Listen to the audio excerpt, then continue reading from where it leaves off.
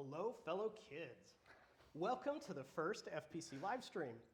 I'm Greg Street. I started this studio, and I'm also the game director for our MMO that we call Ghost.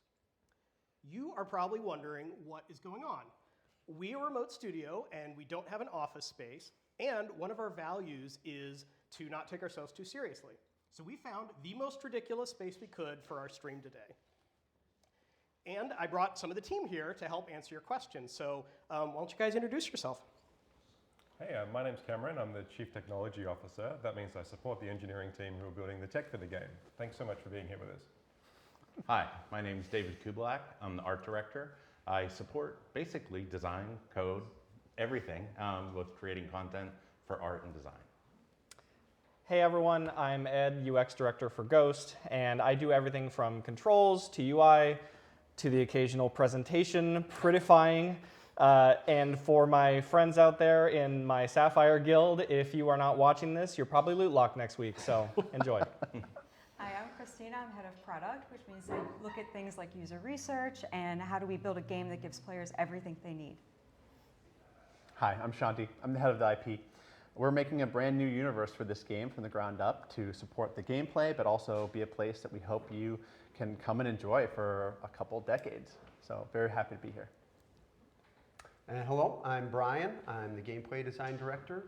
So my job is mostly around the classes and the combat and the traversal and basically everything you do when you press a button and punching monsters, those types of things. Punching monsters. Yes.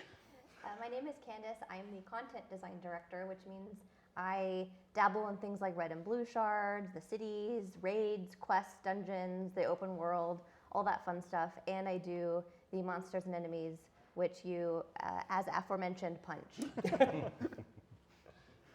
We were limited on the number of golden couches we can fit in this room. So we have a bunch of other people in the studio. Just want to shout out to them as well. You'll be seeing a lot of this crew, and you'll be seeing a lot of the whole team. So let me start just by talking a little bit about Ghost before we get to your questions. I want to stress we're in early development, and that means the art and ideas are not final. And that's the whole point. We want to share all this with you early so that we can get feedback, make changes, and make the game better before we are finally live.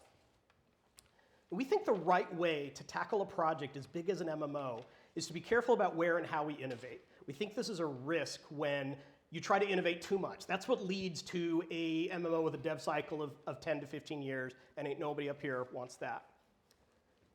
We're going to be really careful where we do innovate. A great example are several of us came from World of Warcraft, and we love WoW's Dungeons and Raids. We don't think there is a lot we need to do there differently. We'll put our own spin on it. It's a different game. It's a different IP. But overall, we're not going to spend a lot of points innovating on things like that. However, we think adventuring, like going out into the world, doing quests, kind of figuring out where you're supposed to go next, has not aged super well. And we think that is a great opportunity to innovate. So I want to talk a little bit about that.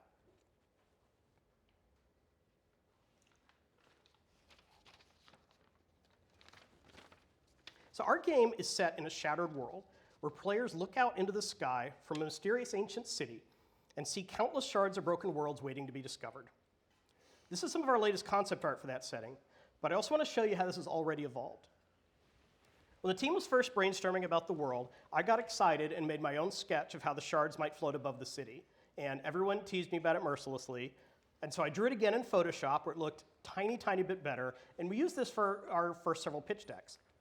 This is what game development looks like. It starts looking pretty bad. You make it better and better. You hire better artists who can actually draw, and eventually you should be able to produce something pretty cool. Our art teams took these concepts and got us to our latest vision, which we'll continue to experiment with further. This is by far not the final way the game will look. So you probably get the idea that one of the major focuses for us is creating two different types of world shards for players to explore. We're calling these red shards are like more traditional MMO zones with lots of danger, dungeons, and world bosses. This is where you'd find most of the dungeons and raids in the game, and other players, particularly strangers, are really important here. A player on Twitter compared them to WoW's Timeless Isle, and that's a great way to think about it. And then our blue shards will be more of a private realm for you and your friends. The design draws on some inspiration from survival games, but it's not about starving or freezing to death. It's more about you charting your own path the way you want. And while the red shards offer a consistent theme park experience for every player, the blue shards open up individualized and different sandboxes for you and whoever you choose to let in with you. The basic loop of Ghost when you play is you'll go back and forth between the blue shards and red shards. Perhaps you need an important reagent for your next upgrade that can only be found in the red shards. Or maybe your friends let you know that a rare boss just appeared and that boss drops great loot, but you'll need to assemble a small army to go and dispatch it. These accomplishments are then things you can bring back to further improve your character and the blue shards. Now, we think the opportunity here is that when you're playing on a blue shard, your actions will be permanent, whether you deplete a mine or clear out a dragon's lair. If you want to build a village for you and your friends, there won't be random players walking through to mess up the experience. If you want to set up a guild versus guild PvP shard, you won't have to worry about random arrivals later on causing an imbalance. But without random players, you don't really have an MMO, right? So the red shards are where you get that massive multiplayer experience that we all love. Now, it's easy to talk about world shards in a way that sounds really dry or even disconnected, and honestly, systems designers are really good at doing that, which is why developing the world of Ghost is really important to us as well. Our goal is for Ghost to be immersive, mysterious, and worthy of your time and investment. We take inspiration from everything from Elden Ring to D&D's Planescape. Because we want the world of Ghost to be a fresh take on the fantasy genre, we're experimenting with a lot of different types of creatures and races you'll encounter, and that work even carries into class design. We want to have a lot of classes, and while you probably won't find something as basic as warrior or mage, some of the classes will be familiar, and then some of them will honestly be a little weird, like this room. We hope everyone can create characters and find classes that fit the playstyle they love, but alts are also core to the idea of playing Ghost, so experimenting with different classes should feel rewarding and not like you're falling behind. Our classes are organized into different factions, and these factions are working secretly against each other, sometimes with each other, to determine the future of the city. The factions don't limit who you can play with. This isn't about preventing you from playing with your friends. They're just there to give the classes some depth and motivation to help drive our narrative. You can see here some visual exploration of one of our earlier factions. But I want to stress, not every faction would adopt this art style, and there will be a gamut from dark and serious to cute and silly and probably even dangerously sexy. So with that, we'd like to get into some of your questions, and I want to introduce one more member of the team. John is our biz guy, and he is going to be our MC for today. Hey, John. Yay, John. Hey everyone, so I've nominated myself responsible for reading the questions out to the team. We'll start with the first one, Brian. This one is a heavy-hitting question, but it was one of the most upvoted. So, Towel the Tank asks, will there be tanks in your game? And if so, how many? Well, I'm not surprised. I know Tali is a great guy, so I'm not surprised that his tweet was well-liked in addition. Yes, there are certainly going to be tanks in our game, but I think we want to look at and revisit what tanks mean to the group in terms of gameplay, right? What do they do on a second-per-second basis? Does the boss always have to be hitting them or their tank buddy? Could it just be that there are key moments where the tank needs to be there to defend their team against a huge attack? Or is it possible that there's just a big guy in the group that, you know, like when you see Marvel's Endgame, that the Hulk's got to match up with the big brute of Thanos' crew there. So just trying to find, you know, and explore different options there. And that could mean that we have, you know, some tanks that are in melee as they traditionally are. Maybe we have pet class tanks. Maybe we have range tanks. I don't know. It'd be cool to hear what you all think about those types of things. And when we do experiments and explore that, have you try them and see what you think. So thanks for the great question. Thanks, Brian. This next one's for you, Shanti, from Ritzadet, who asks, will the game's story, world, and inhabitants treat each player character as if they are the hero? That's a great question. A lot of RPGs have the benefit of, you know, having one player and they can kind of be the center of the story. MMORPGs have thousands and thousands of players, and so it's a little bit more unwieldy to have something like the Chosen One, because you have to ignore all the other thousands of Chosen Ones around you. What we're going with is something much closer to how Destiny does it, for an example, where you're part of an elite crew, an elite group that has powers greater than the average NPC or civilian you see on the street. this gives us room to introduce NPC characters, develop their arcs alongside you, and kind of have it feel like, you don't have the entire burden of the universe on your shoulders. You have others to bear it with and adventure alongside. Great question. All right, next question over to Candice from at xmadson. What is the reason for having blue shards and red shards? It seems like blue shards are their own survival game base builder that's separate from the MMO. Why can't this exist in the red shards or vice versa? I think the superpower of our game is in the blue shards. And when we say that you're going to play blue shards, it could mean that you're just playing one blue shard for the entire season or the entire expansion, just like building and decorating your base and killing monsters and stuff like that. But it can also mean that you're playing several blue shards. You could play hundreds of blue shards or maybe even just dozens. The idea behind blue shards is that we're always going to give you a lot of variety. So we love exploration. We love the exploration element of survival games. And since these blue shards are kind of generated just for you and your party, we can always throw some cool, like, wacky surprises at you. Like, what if it hailed razor blades and you had to keep shelter nearby? Or what if the world was just slowly crumbling around you and you had to, like, collect as many resources as you can and get the hell out before it falls?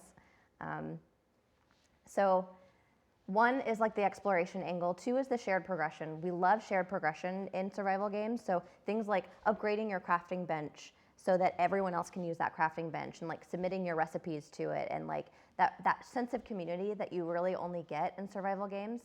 And now imagine you can take that character, you can take that community, and then like inject that into the traditional MMO that has all the raids and dungeons. And you're getting like a mix of your gear from both of these blue shards that you're investing in, that you're playing multiple of, and then the red shards that you're more used to doing things like instant story, dungeons, raids, world bosses, all the cool stuff. Like we really want to concentrate the cool stuff about like the open world experience, so that we can kind of like divide the experience between like, here's your exploration loop and here's your like static loop. Great, okay, I'll toss the next question over to Ed. This one comes from at MysticalOS, who asks, do you plan on supporting UI mods? And if so, will they be curtailed to not create the arms race present in WoW, or will you take the Final Fantasy approach? Ooh, that's a good one. Spicy. I know, it's spicy. Thanks for the question, Mr. OS, big fan. So I think you've astutely called out like that there is a pretty big risk to doing something like add-ons in the context that say like WoW does them, right? Where you can get to the point where you've got all these interesting fights with great mechanics, and then you have people who are sort of just in this arms race with the developer to like build add-ons that play the game for you, right? Shout out to Foji and WoW Classic for doing this for my raid in Wrath of the Lich King. And so I think that's something that we probably don't want as much of. I think the combat modifying add-ons world is probably not one we want to live in. But while we don't know exactly what we're going to do, there's probably some great use cases for exploring add-ons, and I'll try to talk about a couple of them. So like examples that come to mind for me are things like, imagine that there is an accessibility feature that we maybe just haven't been able to prioritize yet, but a passionate developer in the community could build it for the game, and that could enable new people to play who wouldn't otherwise be able to play. Like, I think that's awesome. And likewise, there are just players who have strong preferences about how their UI should look, and they may not be in the realm of what the base customization in the game allows. And so allowing someone to serve those needs, I think, is good. So I'm not exactly sure where we're going to go. One thing I can say is, I think we know that we have a responsibility to ensure that a player can download, pick up, and play our game without using add-ons, if that was something that we had, and not have to worry about, like, we've all probably experienced that thing where we're trying to onboard a friend. It's like, okay, download the game, then like install these 80 add-ons, In right? 2 hours, Yeah, we'll exactly. And then like Half of them are 6 hours broken. later after you've configured them, you're tired and you don't end up playing. So like, I think we want to avoid that world no matter what. And TBD on like exactly what we do with add-ons and which kind that we support, if we do that at all or whatever. Yeah. All right, Greg, this next one's addressed to you from at Daco Tiak, who says, more and more systems-heavy games seem to be dominated by the soulless quest of optimization at the expense of social decency. Greg mentioned social play is what makes MMO special. What's your strategy to keep optimization from destroying the social fabric of the game? So peeling back the curtain a little bit here, the historical business model for a lot of MMOs was to keep players playing as much as possible because that's, where the revenue comes from. And we don't think that has aged super well. Like when Baldur's Gate 3 came out, I wanted to just play a lot of Baldur's Gate 3. And if I had been raiding or something at the time, that might have been an issue for my guild.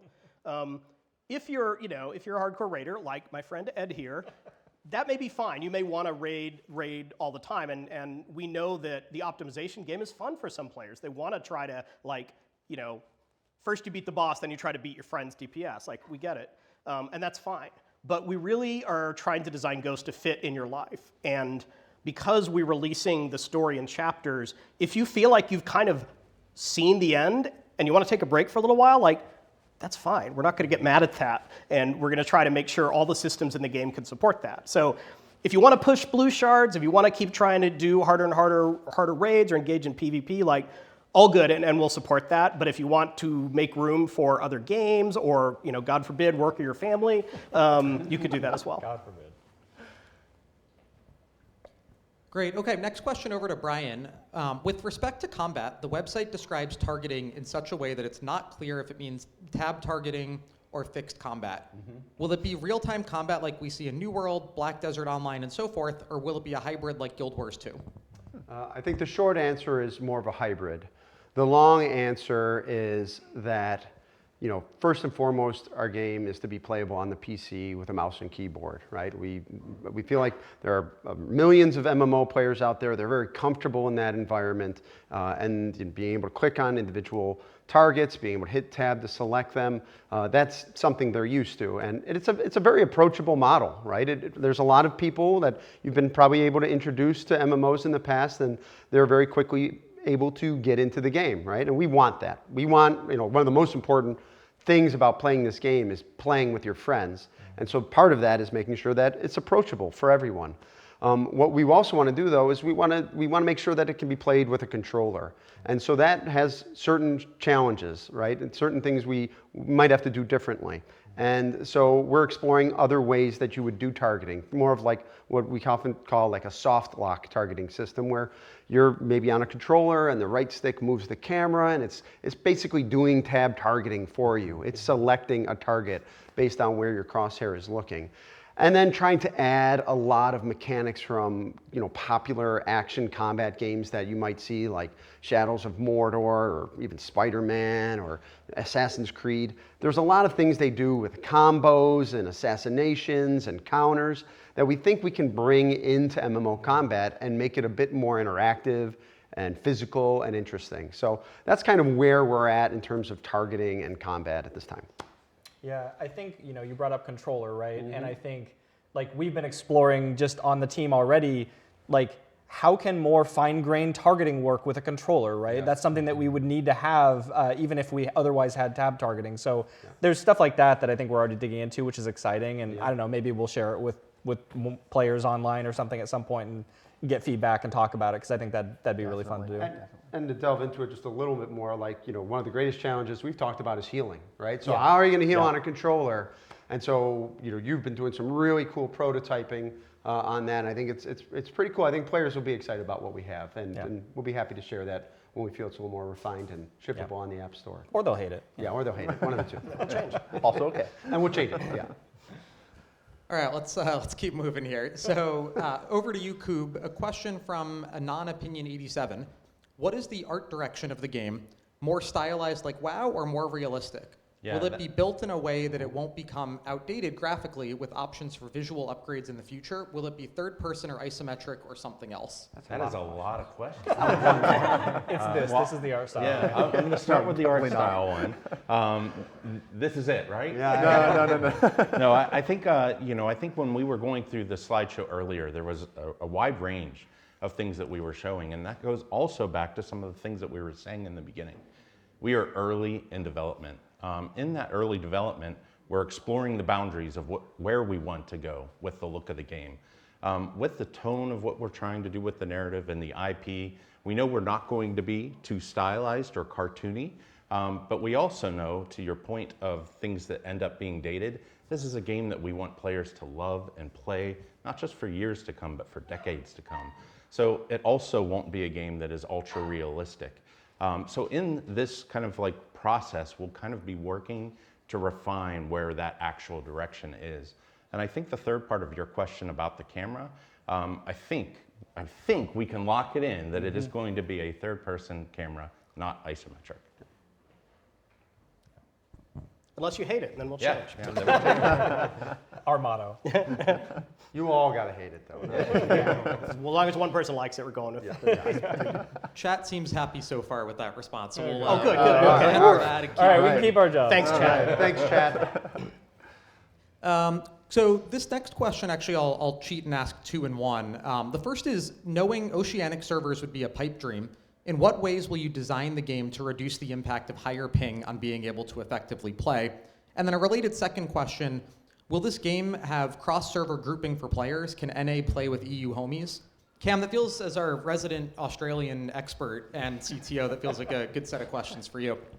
Yeah, for start, I love this question because I'm an Australian, and growing up in Australia and wanting to play MMOs when they first came out, it was really hard. And so I actually didn't get to play MMOs for a really long time. And so I can really empathize, and it's really important to me that we actually solve this. I think the combat that Brian described actually can make the game quite latency friendly, and so we can have players playing with each other from all over the world. I don't think it's the right answer to just say, we'll have oceanic servers. I think the right answer is to make it that you can be part of the worldwide community. And so that also goes to the second part of this question, which was about how easy is it going to be to group with friends? It needs to be easy. Like, one of the core tenets of our game is that you can play with your friends. And so if you then had to do like some kind of weird transfer or play on a different server or not have your characters, that would be a pretty terrible experience. And so we're pretty committed to that. The exact server model, we don't know yet, but it'll be very friendly to playing with your friends, playing with people in other countries, and for like, you know, latency tolerant connections.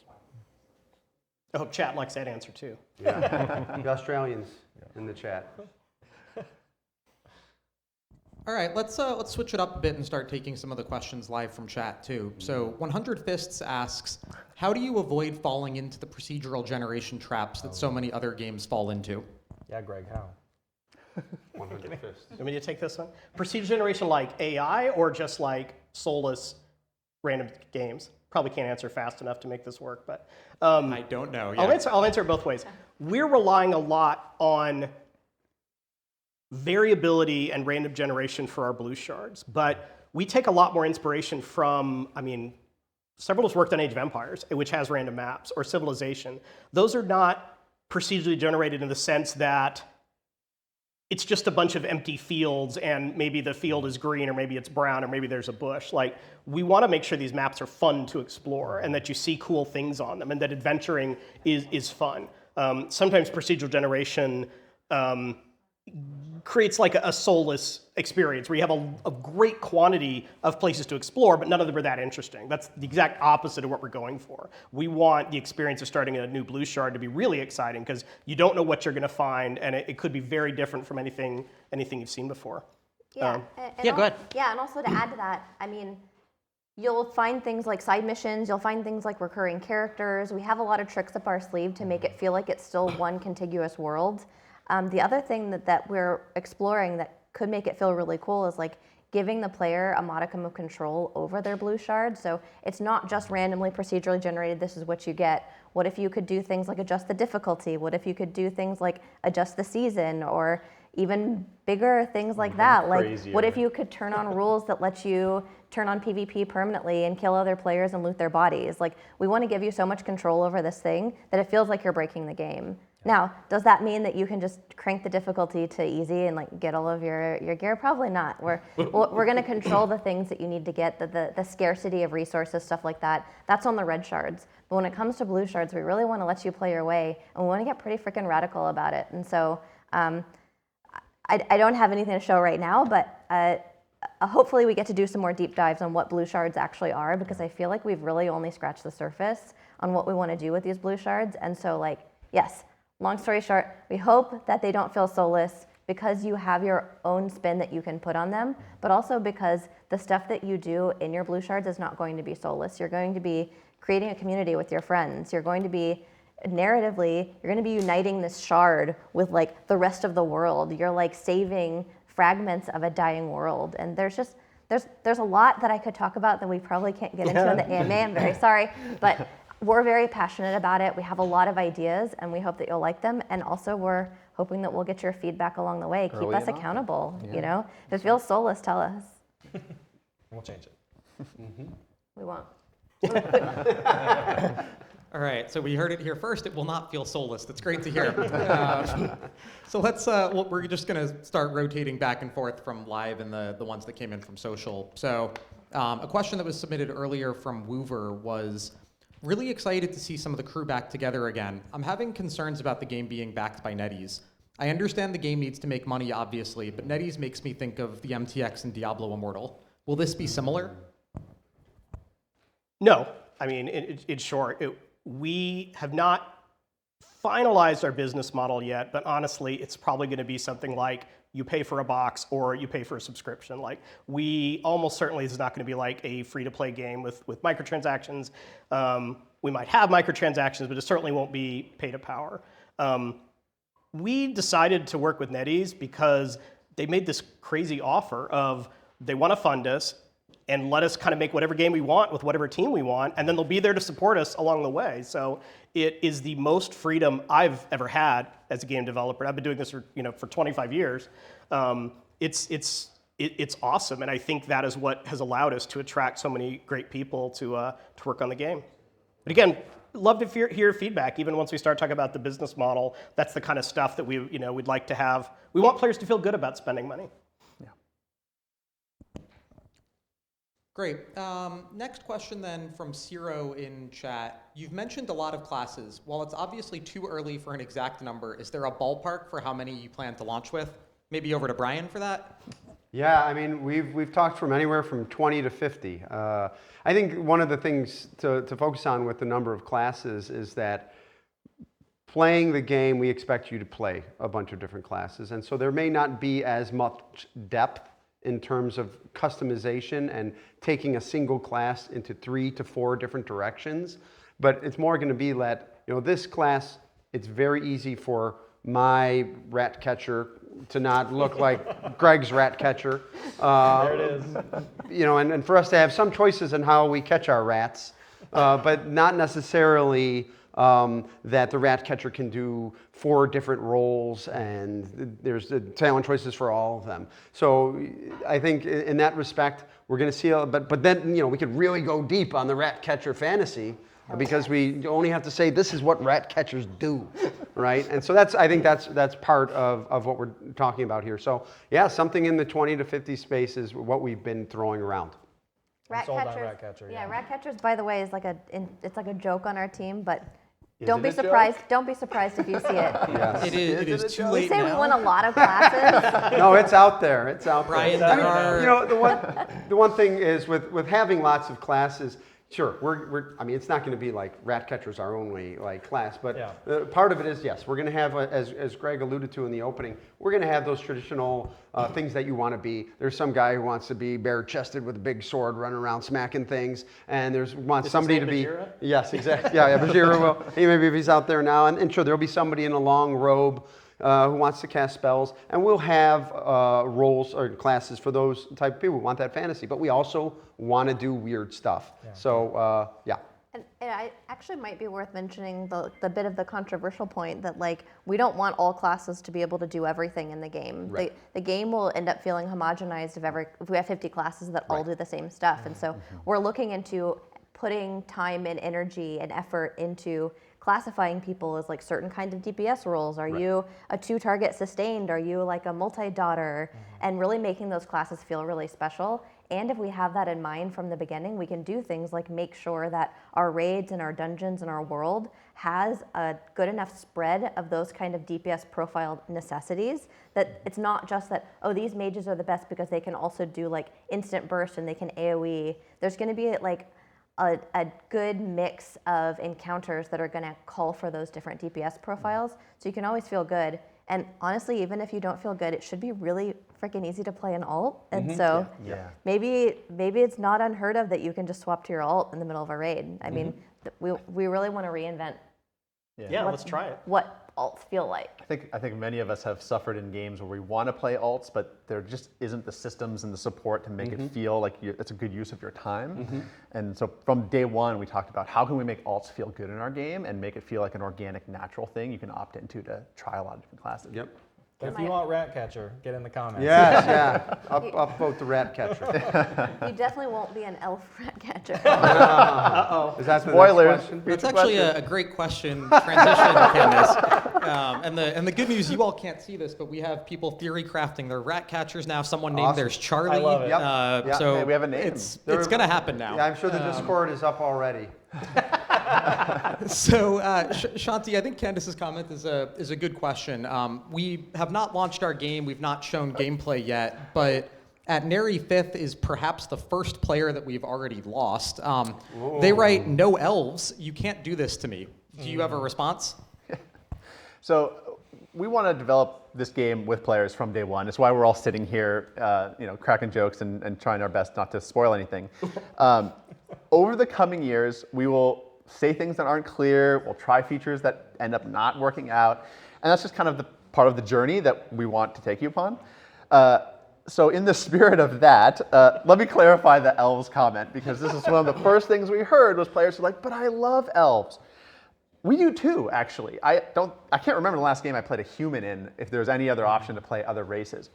What we don't want to do is transpose Tolkien's Lord of the Rings elves and dwarves and plop them into our universe, because we're making something from the ground up that is ownable and made to be in the shape the game needs it to be.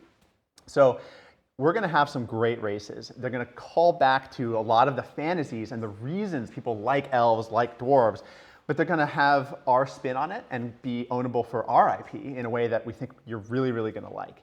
Yeah, and if I could add something to that, Shanti, I think early development, it isn't always just being general about telling people things that have no context. Yeah. I mean, we could say early development and not say anything. But to your point, sometimes we are just saying what we're thinking right now and want to get that feedback to kind of understand, what is it about elves that you like? What is it about that persona? What is it about that speaks to players, so that we could better understand that and actually, figure out how to work those things into our game. Yeah, and I want to double down on that, because I think it's so important to us that we understand the fantasies that these classes and these races are providing, so that we can learn what you love and then make sure that that's present in the game. And that if you have a fantasy of, I want to be like a class that loves nature and I use nature magic, we have that. If you just want the fantasy of an elegant, beautiful elf, there will be elegant, beautiful races, right? I think it's really important that you keep telling us how you feel about our ideas. So what I heard was, we're not building elves. We're building like 15 different kinds of elves. Perfect. They're all rat catchers. And they're all rat. Elves And they all the way have down. great abs. All right, back over to you, Cam. Probably a quick question here, but a bunch of people have had it, including Vivid Gaming GG. Is our game built in Unreal or Unity or something else? Yeah, so I think you can get pretty good results from building a custom engine. But if I said to Greg, hey, just give me 5 years and I'll get a triangle on the screen, that probably isn't going to fly. And so we're going to start with Unreal. Unreal is a great engine. It is not an MMO engine in a box, and so we have a lot of work to do, and we're happy to take on that work and to make a great MMO. But we wanted to start with a great engine. Unreal is a great place to start, and so that's what we're doing. Awesome, thank you. All right, let's keep moving. Maybe actually, while we've got you, Cam, another question here from Choco in chat. Will the game be built around anti-cheat and work against bots? This is always an issue on economy and player experience. Yeah, that's actually a great follow-up question, because that's one of the things that we will need to put a lot of effort into. That's really important. It's important to me. It's actually something that some of us on the team have worked on before. And so things like, if you call that client integrity, things like avoiding exploits, avoiding botting, avoiding dupes, things like that, that we'll put a lot of effort into that. I'm confident we can get that to a really good spot. And then the other side of that is actually content integrity. You don't want, like, I actually hope our game gets big enough that there'll be data miners trying to like sneak into the files and work out what it all means, but like we don't want that to spoil the game for people, and so we'll make sure that content is also protected if we've got a big story moment, or even if we want to just hide for gameplay reasons, like what is this upcoming boss mechanic, then we want to make sure that we put enough like content integrity tooling in place that can't get spoiled and that can't get data mined. So that stuff's hard, but I'm confident we'll be able to do a good job of it. Cam, you're doing a great job answering questions. I'll just give you another one. This one's from at Scripe Wow from Social, who asks, do you plan on releasing the game in patches worldwide at the same time?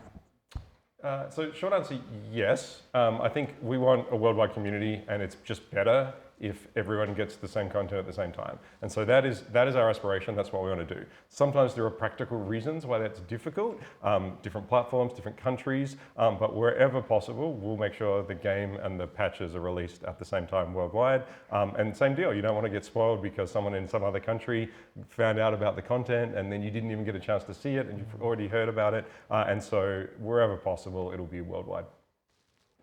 Except Australia, maybe we'll give it to them first. Oh yeah, that's what I meant. Australia first, and then rest of world. Yeah, right. Makes sense. All right, Brian making the wisecracks over there, so you get the next question. This question comes from Denied, who asks, when it comes to characters and alts, will you have to level multiple different tunes like WoW and Guild Wars 2, or will it be more like Final Fantasy XIV, where I can have one character that can learn all jobs by changing stone or weapon combo? Yeah, it's a good question. We touched on this a little bit before. I think we believe, RPGs, it's a lot about creating a character, and your class has a lot to do with the identity of that character.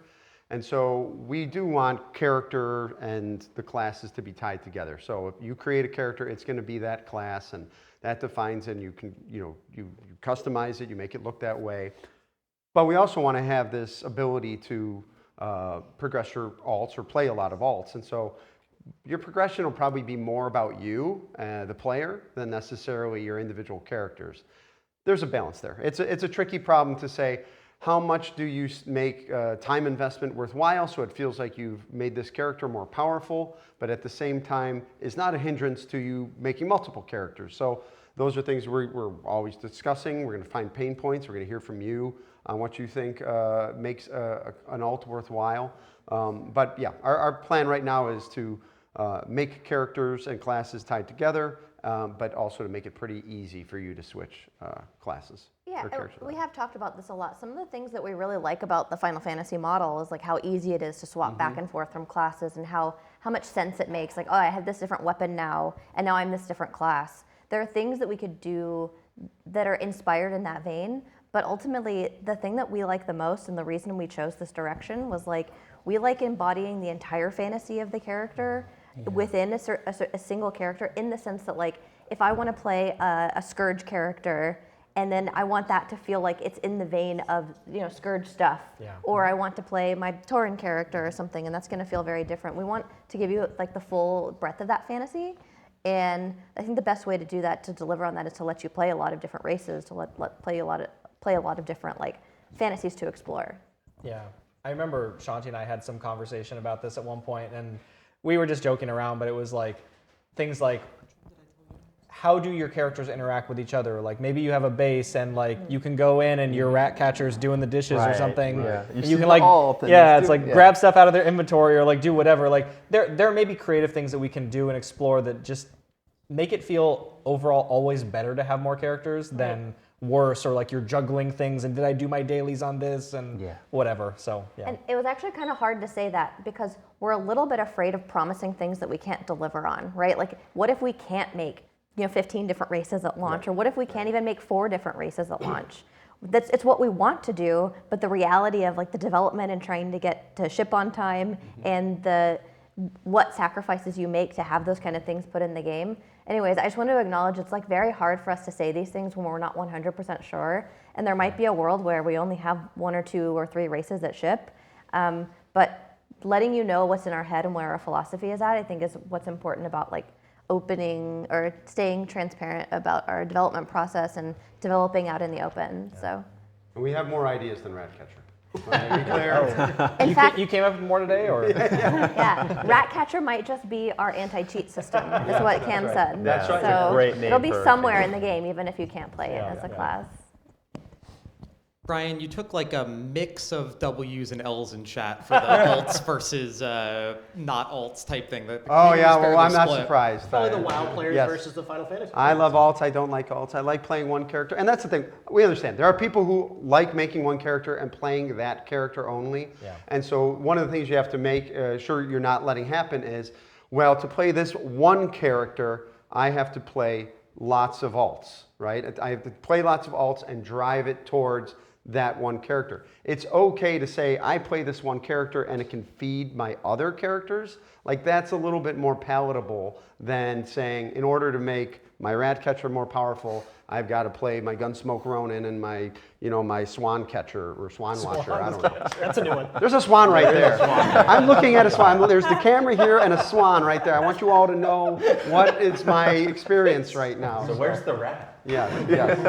I just want to say one more thing on that topic, which is like we are staying curious. So if there is something about having one character that is very appealing to you, very curious about what that is. We have some inclinations, like how easy it is to like share gear, and like is it more of like, is it a fantasy thing that you want, or is it more of a logistics thing? Because logistics are very easy to solve, especially whenever you're building something from scratch. So anyway, that was a baller question. Thank you, John. Great question. Also, one last clarification. It's actually an Australian swan. So going back to the Australian thing, we're very pro-Australian.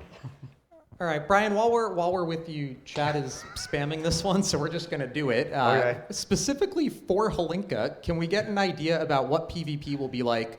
Will there be incentives pushing players to be a part of open world PvP? Will there be a ranking system, BG arenas? I think a lot to be decided there about the structure of PvP. There will be PvP. I think more of a focus on open world PvP, maybe blue shard PvP, so that every time you're going in, it's a little bit different. Maybe there's blue shard battlegrounds. Maybe there's blue shard arenas. I think that's a kind of an open question. I think one of the big challenges in MMOs, every MMO has this. Honestly, any game that has a PvE progression system and PvP in it has this challenge of, are those two parallel progression systems or not? And I think that's something we're really going to have to think about and in my opinion, avoid, right? Like that was always a constant battle in other games that I've seen of, well, is the PvPer always better in the PvP situation? Is the PvEer always better in the PvE situation? So I don't know. I think we want to explore different ideas there and probably not do it the way everyone else has done it in the past. We have a fresh start and we can make those types of decisions. So I don't think we'll see very structured PvP things like ranked PvP right out the launch. I think our focus will be more about creating a big world and a world that you can go fight in. And sure, there will be some systemic things that encourage you to go out and have some very dynamic fights, but more of a focus on the open world stuff before we get into a lot of the structured things. And Brian talked about blue shard PvP. I just want to kind of like illustrate what that could mean. So the cool thing about blue shards is that they're like randomized, right? They're like different just for you. They're not the same experience every time. It's not like an arena where you know exactly where all the pillars are, you know exactly where you want to do all your opening. It could be really fun to play a map like Warsong Gulch, but you don't know where the capture points are and you have to figure that out each time. And maybe sometimes there's some texture between, oh, this one was really easy and this one kind of sucked. But it could also be fun to have those like private PvP experiences where you could turn on specific rules that make things more interesting for you. Like what if we wanted to play, if we had blue shard PvP, for example, we say, okay, we want this to be kind of like a capture the flag style map. And we turn on that like hailstorm rule that we were talking about earlier, where like now I have to worry about getting to the flag, but I also have to worry about like building shelter and knowing where shelter is nearby.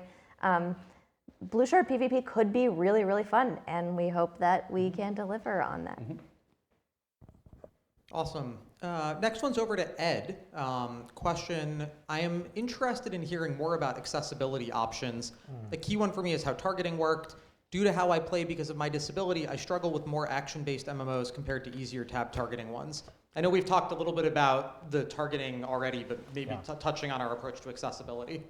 Yeah, I mean, I have to say, like, for me, accessibility is actually something I care a lot about, even though I don't have any disabilities or anything. And I think the thing that originally sold me on how like valuable and important it can be is to think of it from the perspective of two things. One, like accessibility in the sense of who can play your game, right? There are a ton of gamers who have various disabilities who basically can't play some of the games that they love because they just don't have the ability to control them properly or like whatever. I think like looking at accessibility through that lens, if we can solve, important disabilities, like we can actually bring more gamers into our community that we otherwise wouldn't be able to get, which is awesome. And I think the other angle that was really compelling to me when I was first learning about accessibility was the idea that like actually non-disabled players also benefit from accessibility options, right? Options around difficulty, for example, or options around inputs, like even down to whether you can use a controller in our game could be considered in some ways an accessibility feature, right? Because some people don't have the dexterity with mouse and keyboard that they do maybe with a controller. So I care about this a lot. I also think, and I'm sure the person who asked this question knows, that like accessibility is a big, deep space, and there are so many things you could try to solve, so many options you could try to like provide, right? And so, on one hand, we care a lot about it, and I think we will definitely try to tackle accessibility features. Which ones and how deep we go and when we do them, I think those are all open questions. And I honestly, I would love to hear from players about the things that typically trip them up in games most, because maybe those are the ones we focus on. I think this kind of speaks also to our live service model, right? Like we're hoping to build a game that we're going to evolve for a long time. So even though maybe day one we serve this set of accessibility features, over months and years and hopefully decades, fingers crossed, right? Like we can add more and more, and we can support all the kinds of players who want to come to our community and play our game, which I think is exciting. So yeah, I care about it a lot. I hope we can do that. I think the targeting thing was a great example of where we can help to make the game more accessible for players, especially existing MMO players. That's also why we're excited to have someone like Ed on now to start thinking about this at the very foundational stage and really kind of build in with that thinking as we get into Engine for the first time and put the first things in our world. I recorded that, so I'm gonna play it boy. back. All right. Whenever I get fired, It's my new ringtone. Yeah. It's good news for you, Ed. We're going to have a VOD of the whole thing. You can go back, clip out the parts that Yes. you want, put it in Great. your annual review. Next question over to you, Greg. This one comes from Ace of Sween, who says, I remember Greg remarking on the OG Plus podcast that WoW wants to be the only game you play due to the time commitment required. Time commitment is always an issue in MMOs. How will Ghost approach this challenge? We've also gotten a few questions in chat just sort of asking about like what a typical play session looks like. Are we thinking dailies and weeklies or other types of experiences?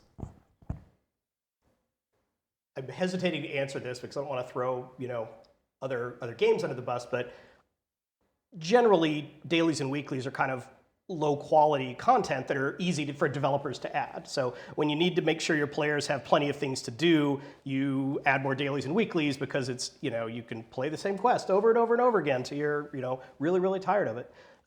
That's not the framework we want to approach. Because we're telling the story in these chapter-based sessions, we're fine if someone finishes a chapter and pieces out until the next chapter comes along. That's great. Again, if you want to stay and play the game, we will have plenty of alternate activities to do.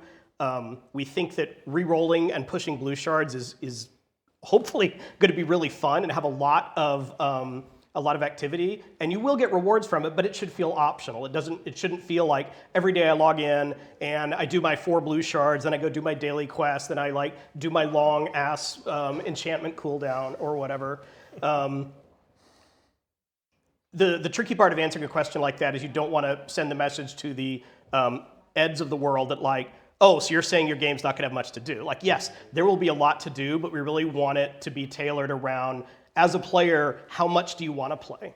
You're not going to be able to be the best player in your guild with the best gear if you're like, hey, I like Ghost, but I only want to play a couple hours a week. But you could still progress and you can still see the content and finish the story if you play a couple hours a week. And I wanted to highlight one of the points that actually me and Christina were talking about. Christina actually blew my mind the other day because we were talking about gameplay loops, core loop, why people come back to the game. And one of the things that we were tackling was like the weekly reset model in MMOs and why they exist and staying curious about like all their better alternatives. And so if we wanted this game to fit in your life, one of the things we could do is say, yeah, there's no raid lockout on raids. And like at first I was clutching my pearls because I was like, well, why will my guild log in every week? What will we do? But I think there's better reason. Like if you wanted to quit our game happy and full of gear because you've seen everything and then come back whenever we give you something else to give you, that's way more preferable than like you're leaving money on the table, you're leaving loot on the table if you don't clear this raid every week, if you don't finish all of your dailies. Like this is what we mean by fitting into your life. If you want to finish the game and move on, that's okay too. We're hoping that we give you a lot of stuff so that you don't like finish very quickly or at least like you have optional things to opt into. But yeah, what's a world like where there aren't any cooldowns on raids? Like loot locks and stuff like that. Would you have to redesign the meta of the world first race? Why, yes. Are we already thinking about this? Why, yes. Good question, Candace. And this is also like why we need your feedback. Like, what is it? If we were to do things like remove raid lockouts, why does that scare you? Why does that excite you? Love to hear more. Yeah, I think one of the biggest challenges that we're going to try and figure out is we want the game to fit into your lives. We know how important that is. We know you have busy lives full of other things to do. But also, we respect how meaningful it is when you've played a game for thousands of hours. And you want to be able to say, hey, playing this game for thousands of hours is very meaningfully different. My experience, my progression, you can see all the love and devotion I've put into this game. So that's something I think we're going to be spending a lot of time talking about in the coming years, how to balance those two things, because they're both important to us. All right. Another question that came in beforehand, and also a few people have asked in chat, is broadly around the studio's approach to AI. At Rekma asked, how much do you intend to use advancements in AI? Can that help make worlds and NPCs feel more alive or more interactive? Maybe over to you, Koob and Cam on that. Yeah, I'll go ahead and get started on that. As Greg already pointed out, we have such craftspeople that are already in our studio, and even with NetEase. And one of the things that we want to do with our game is mold this with the community through those craftspeople's hands. So it's really important that we're bringing the right team together that is able to craft this amazing world, this amazing content that we want to create. AI has been tools that people have been using for a long time, and different things from things like Substance Designer, making procedural textures and things like that. And those are tools that we feel more comfortable using, but tools that may potentially plagiarize somebody's work is not something that we would do. And we want to definitely keep that kind of published content in the hands of actual, artists and craftspeople.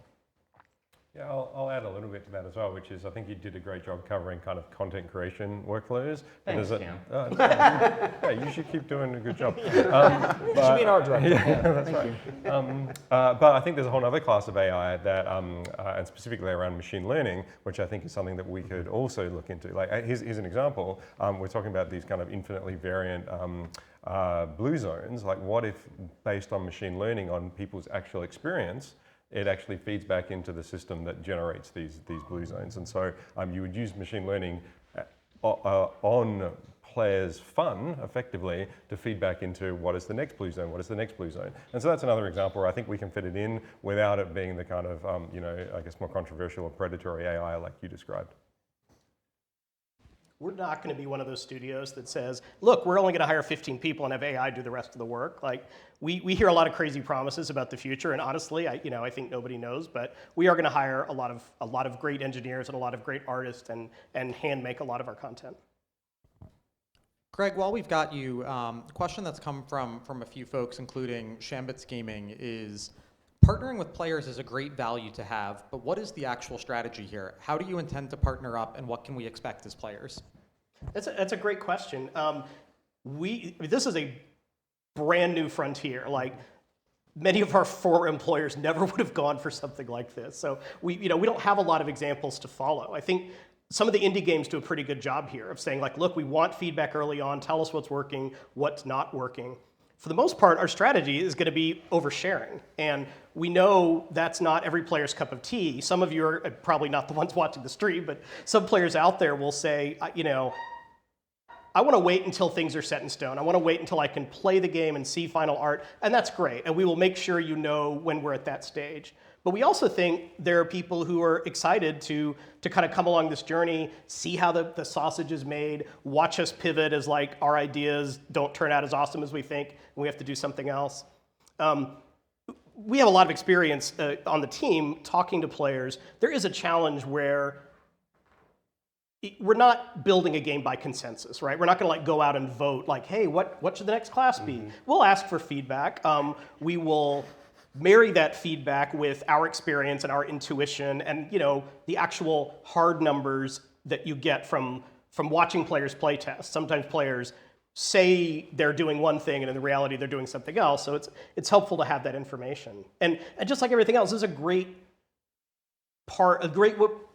topic to give us feedback on. Like, are you sick of hearing about our studio values and you just want to hear more nitty gritty about like how much armor class does this class have? Do you want to hear more about blue shards? Do you want us to talk to you more? Like, this is not our last AMA. We are going to do some really cool things. I mean, I'll just say it now. We have a few interviews lined up with streamers you've probably heard of. We are going to do a podcast that we're partnering with our good friend Scott Johnson, where I don't know what the cadence will be, but every episode we'll talk a little bit about like, what is it like doing a startup? What changes do we have to make? What are the challenges? It's really like making a documentary, like releasing the documentary as the documentary is being made. So yeah, another experiment. Maybe it will be terrible. We hope not. But yeah, definitely listen in and tell us what you think. Oh, go ahead. You sure? Yeah. Yeah, so one of the other things I'd like to add to that is we're working on a project, we're working on a game, but in some of the early things that we're going to be sharing is going to be on the content, is going to be on, you know, where are we going to be able to go with some of the classes? What are some of the potential visuals looking like? How are we getting some feedback from what the audience may like from that? As great as Unreal is a tool, we're still not necessarily ready to have playtesters just yet.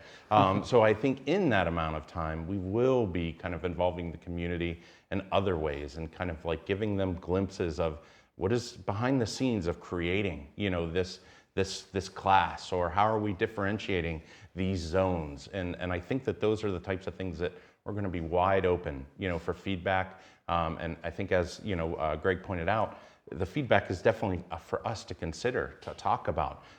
We love kind of like just as groups, even questioning and having people consider things from one another. But we're still only, you know, a group of people. I think on our website we have like 14 people right now. So we'd love to get, you know, more information from the rest of the audience.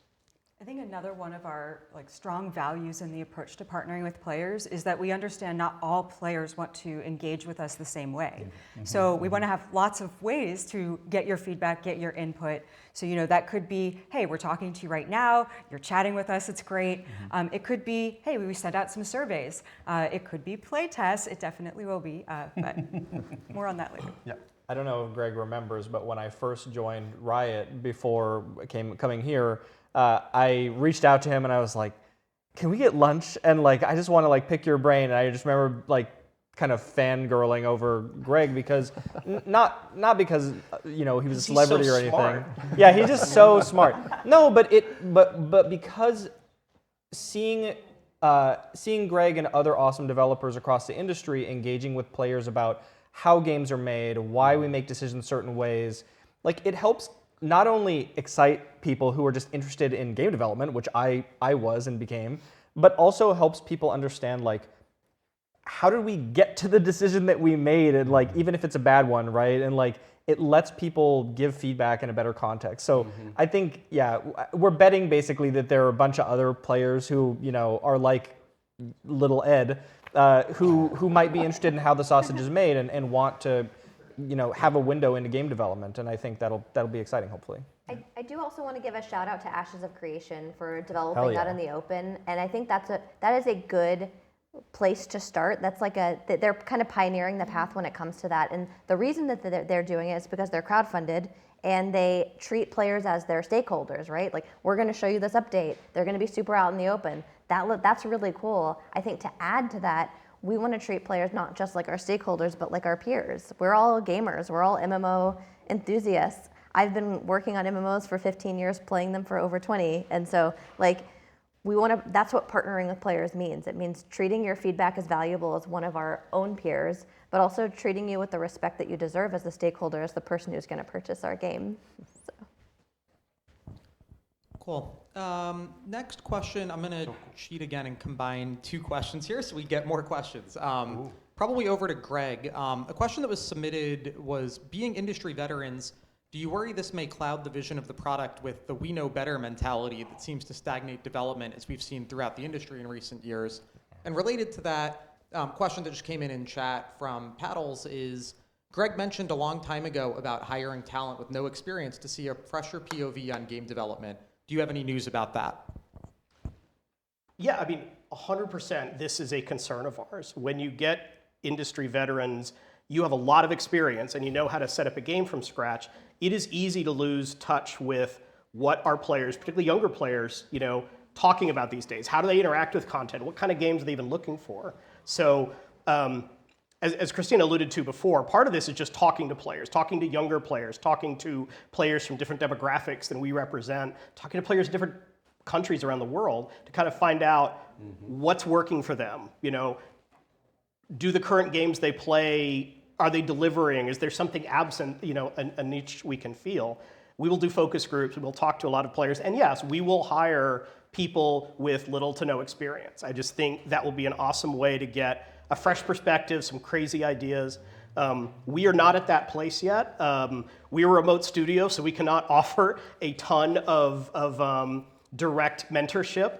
Our tools are currently the kinds of tools that veteran developers are comfortable using. So give us a little bit of time to catch up with that, and we will. You will find job recs on our website.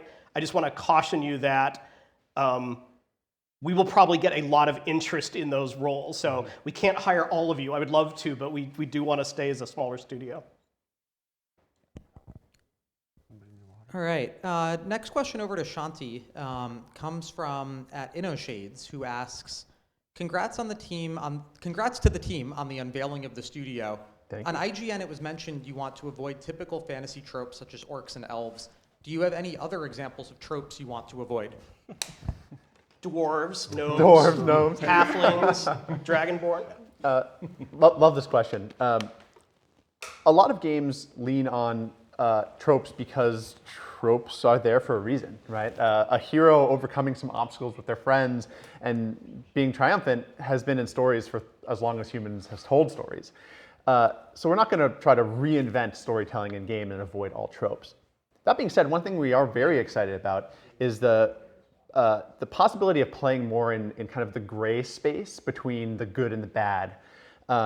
We love it when you can understand why a villain may be doing something, even if you don't agree with it, or watching a hero that 2 seasons ago was your favorite, maybe starting to make some choices that you're not so excited about anymore. We want to be respectful of the passion and the love that players have for characters in the world, but we think there's a lot of really interesting area there in the gray that we can deliver awesome stories and incredible characters for you.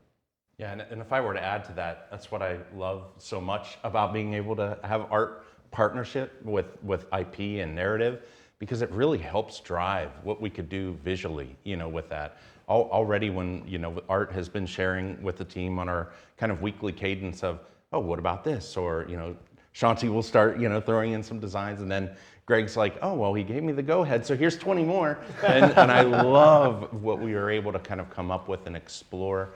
And yeah, it's just great having that from the very beginning of the projects, because it's only going to make what we're creating, both visually and for people to play, just more kind of a stronger foundation to grow on over years to come.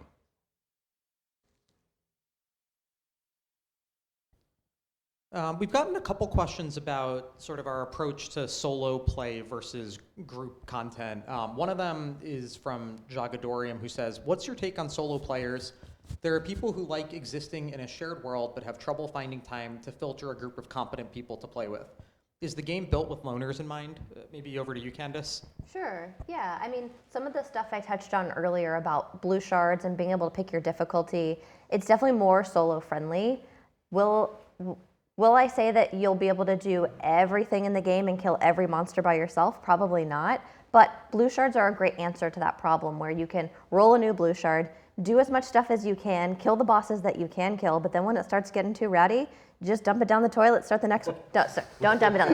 Give it to the city, or blow it up, or do whatever.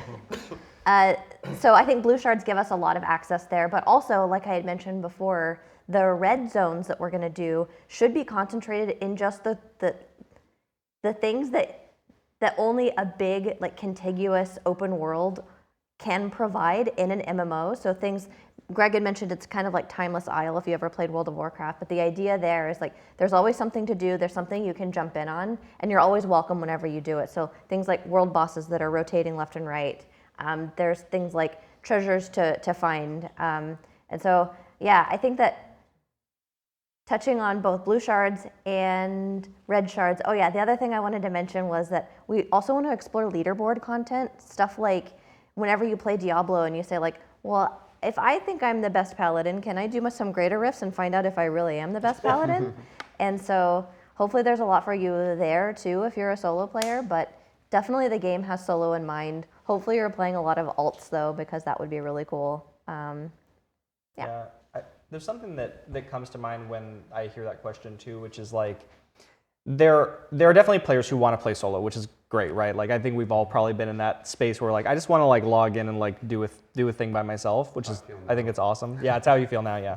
But there are also players who would love to find a friend group to play with, and they don't have the right tools to do it, right? Like, they don't want to be match made into a guild of, like, people they don't know, or, like, they just don't want to kind of go down that path. And, you know, some players like me have been, like, super lucky to raid with a bunch of clueless gamers, shout out Derez, you know, for the past 3 years or whatever in WoW Classic, but it's hard to find that group that you're really going to click with. And so, like, one thing we should be thinking about a lot is how do we build tools to help connect people so that they can find that group that they do want to play with them when they want to play with people, and then let them play by themselves when they don't want to, you know?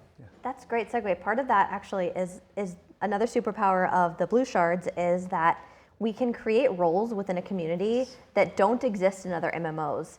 I think about the time that I played Rust. I cherish all the time I played Rust. I didn't like killing players. It's actually like a PvP elimination game, but I don't like to kill players. What I like to do is, like, organize all the stuff in our bags. Yeah. Be sure that everyone had, like, their raid ready. Here's your jacket, here's your food, here's your AK-47. And sometimes when you log into the game, you're gonna have some, like, creepy, like, picture of a clown looking at you, or a mural of Rick and Morty in our house. I kind of like that role of just being like, I'm going to be the one that combines things. I'm going to be the one that, like, decorates our house and makes it look beautiful. I'll never go out into combat, and that's okay. And so, like, when you think about being embraced by a community, you can be valued for more than just the DPS that you put on the meter or the healing that you do to the tank. And that's really important to us.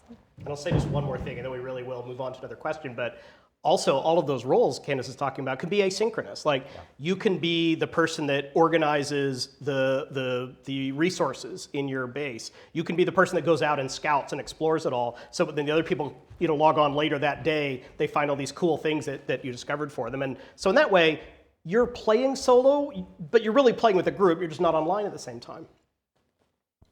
Awesome. So what I heard is that Ed is going to help everyone in chat find friends if they need it. Personally go I will out. personally matchmake you. Hit me up. That's really amazing. They are all friends with each other already? This is now an MMO dating sim. Yeah, that's right. So we'll now that we know that that's going to happen, let's take another question here from chat. Muktwow asks, will there be a focus on everyone should be able to get everything, or will there be a discrepancy between the hardcore gamer investing all their time and the casual who just wants to have fun? Just throwing that up there. Anyone want that? I mean, I could start. We think exclusivity is cool. I think it's awesome when you have a sword that nobody else has, or at least it's very rare, and then you strut around the city, and we call it peacocking when other people get to see that, and they're like, "Oh, you're awesome," or maybe just very lucky. Flamingos. Maybe just very lucky that you got that. I think again, when players don't have enough to do, they start to look at I need to find best in slot for all of my equipment, and then when I do that, I'm kind of done with the character. But we hope we unask that question a little bit by having lots of items where you don't necessarily know where they come from. They might drop on a blue shard. We have lots of different character classes, so maybe you can be the what was your new class you just designed? Maybe you can be the best, Australian swan catcher. the best swan dancer on the of your friend group, or the best swan dancer NA, or things like that. So there should be a lot of different ways. Even if all you want to do is compare numbers to other players, there should be a lot of different ways to do that. That's not just about gear score DPS. Mm-hmm. Thanks, Greg. I think the last question that we'll take now, and I'll just go meta for a second as the weird voice that people can't see. We are going to keep talking to players as much as we can. So if we didn't get to your question today, we will be back. We will keep talking to you. It's one of our core values. One of the last questions we'll take for today, though, is from Not Calex, who asks, where can we sign up for playtesting and feedback? Many of us have followed your team for years and want this game to be successful and can't wait to be part of the journey. Maybe to you, Christina? Yeah, I love this question. And the answer is we're going to put something on our website so that you can sign up on the website. We'll let you know when we put it up there. But I did want to give a little more context here about playtesting in particular. So earlier I mentioned all the ways that you could engage in giving us feedback, whether it's surveys or focus groups or things like this, right? There will also be playtests, but in the beginning of game development, playtests are small. It's usually not a lot of people get in. We will, as the game grows and as we develop the game, open the playtest to more and more players, and we're very excited about that. But I think what I want to express is that not everyone will get to playtest this year, but stay with us and you'll get to playtest more, engage with us in the other ways, and there will be lots of ways for us to hear your opinions and put them back into the game. All right, we want to thank you all for watching. We want to thank you for the all of the interest in the stream, the questions you gave us ahead of time, the questions you gave us in Twitch. We really appreciate it. You all are why we're doing this, and this is the start of a very long journey, but we will do as much as we can to keep you informed. And at some point, the person that owns this space is going to come barging in and ask what we're doing in their house. So I think at this point, we'll call it a wrap. Thank you very much. Thank you.